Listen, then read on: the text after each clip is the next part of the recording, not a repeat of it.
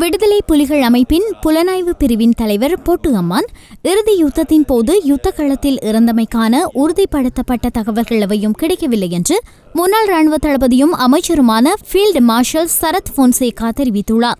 இறுதி யுத்தத்தின் போது 40,000 பொதுமக்கள் கொல்லப்பட்டதாகவும் பிரபாகரன் உயிருடன் பிடிக்கப்பட்டு அதன் பின்னர் கொலை செய்யப்பட்டிருக்கலாம் என்றும் பொட்டு அம்மான் உயிருடன் இருப்பதாகவும் தகவல்களும் ஊகங்களும் எழுந்துள்ளன.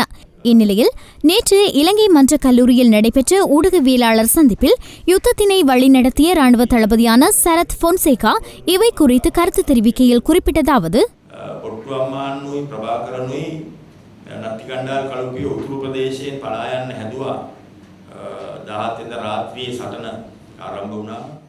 பிரபாகரன், பொட்டு அம்மான் மற்றும் சிலர் நந்திக்கடல் தென்பகுதிக்கு சென்றதாகவும் பின்னர் பிரபாகரன் திரும்பி வந்தபோதும் பொட்டு அம்மான் திரும்பி வரவில்லை என கேபி தெரிவித்திருந்தார். அந்த தகவல் மட்டுமே எங்களுக்கு தெரியும். பொட்டு அம்மான் அந்த இடத்தில் உயிரிழந்திருக்கலாம் என்று நான் நினைக்கின்றேன்.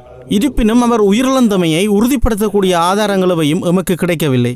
புதுக்குடியிருப்பில் 40,000 பொதுமக்கள் கொல்லப்பட்டதாக கூறும் செய்தி முற்றிலும் தவறானதாகும். 40,000 பேர் கொல்லப்பட்டு அங்கு அடக்கம் செய்யப்பட்டிருந்தால் சாதாரண ஒரு மண்பட்டியால் தோன்றினாலும் எலும்புகள் தென்படும். யுத்தம் முடிவதற்கு 2 மாதங்களுக்கு முன்னர் செஞ்சிலுவை சங்கம் நாளாந்தம் அங்கு காயப்படுபவர்களை கொண்டு வந்து கடற்படையிடம் ஒப்படைப்பார்கள். இந்த 2 மாதத்துக்குள் சுமார் 350 சிவிலியன்களே காயமடைந்த நிலையில் கொண்டு வரப்பட்டனர். அவர்கள் எல்லோரும் எங்களது தாக்குதலில்தான் காயமடைந்தார்கள் என்று சொல்ல முடியாது. அவர்களில் புலி உறுப்பினர்களும் இருந்துள்ளனர். அவர்களும் சிகிச்சைக்காக இந்த பகுதிக்கு வந்திருந்தனர். அதேவேளை ஐக்கிய நாடுகள் சபையின் உறுப்பினர்கள் கொழும்பில் இருக்கும் எமது அலுவலகத்திலிருந்து வீடியோ கேமராவினூடாக புது மாத்தளம் பகுதியில் உயிரிழந்த புலி உறுப்பினர்களை அவர்களுடைய கொடியினால் போர்த்தி அடக்கம் செய்வதை பார்த்தார்கள்.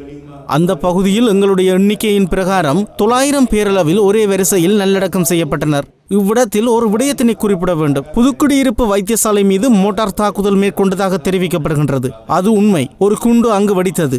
அந்த குண்டு அங்கு விழுவதற்கு 2 வாரங்களுக்கு முன்னர் அங்கிருந்த செஞ்சிலுவை சங்கத்தின் பொறுப்பாளியை எனது காரியாலயத்துக்கு அழைத்து, நாங்கள் புதுக்குடியிருப்பை நெருங்கி இருக்கின்றோம், எனவே அந்த பகுதியில் பொதுமக்களை அப்புறப்படுத்துமாறு கூறியிருந்தோம். என்றாலும் தவறுகள் காரணமாக அந்த மோட்டார் குண்டு அங்கு விழுந்தது.